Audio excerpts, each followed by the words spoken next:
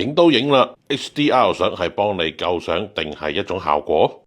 可能好多朋友都會聽過 HDR 高動態範圍，但係根本唔知咩嚟嘅。我哋有時影相會遇着天空等高光位置爆晒，一大片嘅位置冇晒 detail， 直接推暗啲相嘅話，又會發現咧全個面積咧全部都一齊變灰。最慘嘅同時，本身暗嘅地方咧就會變晒死黑。其實數碼相機嘅動態範圍係指一部相機可以記錄到由最暗去到最光之間嘅呢一段範圍有幾闊，通常係以 EV 做單位嘅。如果拍攝嘅畫面最暗或者最光嘅位置超越咗呢段範圍，無論超過幾多都好啦，都會被記錄成為全黑或者全白嘅。而 HDR 模式就係可以記錄埋比原本白色更光嘅地方，唔單止令到光位更加多 detail， 甚至乎令到相片或者影片可以顯現發光嘅效果。所以我哋平時影嘅相根本只係用咗部相機所記錄到嘅一部分範圍嘅啫。但只要我哋影相嘅時候選擇 RAW 檔或者支援 HDR 嘅 HEIF 格式，呢啲額外嘅 details 就會被記錄落嚟㗎啦。利用個 RAW 檔，大家可以以後製嘅方式